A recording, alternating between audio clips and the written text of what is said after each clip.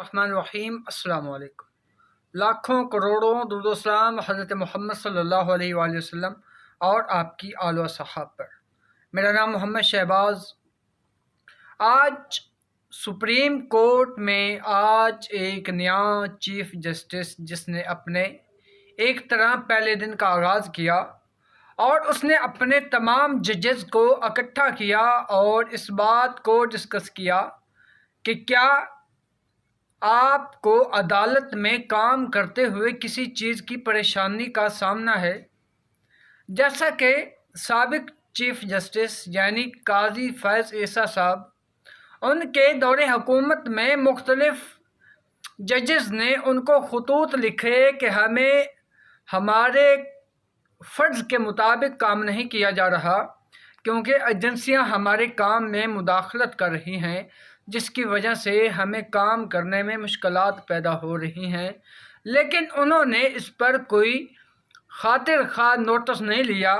लेकिन इस काजी साहब यानी जस्टिस याया अफरीदी साहब को सलाम कि उन्होंने अपनी अदालत को लगाने से पहले ही अपने तमाम के तमाम जजेस को इकट्ठा किया और कहा कि अगर तुम्हें किसी चीज़ की परेशानी आ रही है तो वो मुझे डिस्कस करें, मैं इस चीज़ का हल निकालूंगा।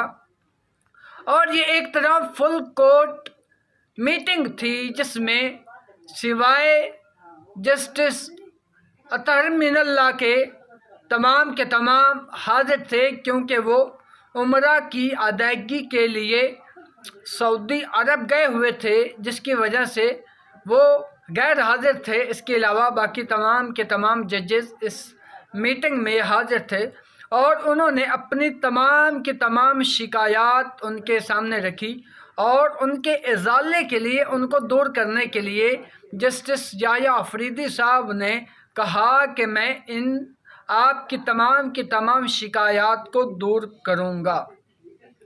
और अब देखना ये है कि पाकिस्तान तहरीक इंसाफ वालों ने अपने मुख्तलिफ़ अंदाज में मुख्तलिफ़ तरह के बयानात वहाँ पर जमा करा दिए और उनमें से एक ये कि उनका जो वकील है उन्होंने इलेक्शन कमीशन पर तौहीन अदालत का केस दायर कर दिया। सुलेमान अकरम राजा ने अपनी मुद्दईयत में ये केस दायर करवाया और कहा कि चीफ जस्टिस साहब, आपकी अदालत ने इलेक्शन कमीशन ऑफ पाकिस्तान को कहा कि आप पीटीआई को मखसूस नशिस्तें आलाट करें, लेकिन इसके बावजूद उन्होंने आलाट नहीं की, लिहाजा इन पर तौहीन अदालत लगाएं। अब देखना यह है कि इस मामले को किस तरह सुना जाता है और इसमें क्या क्या प्रोसेस ज़ेरे गौर आते हैं। और इसके अलावा इमरान खान की रिहाई के लिए अब तमाम की तमाम जो रुकावटें हैं वो दूर होना शुरू हो जाएंगी। ये एकदम से नहीं होगी, बल्कि ये आहिस्ता आहिस्ता दूर होती जाएंगी और एक वक्त वो भी आएगा कि इमरान खान पर कोई ऐसा केस नहीं बचेगा जिसमें वो अदालत को मतलूब होंगे।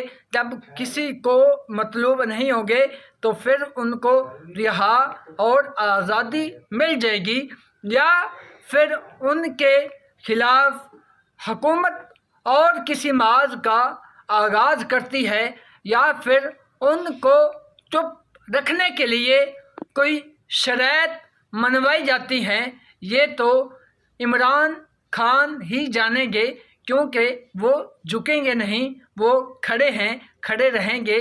क्योंकि अगर उसने झुकना होता, बिकना होता तो अब से पहले कितना अरसा पहले तक वो झुक गए होते, बिक गए होते।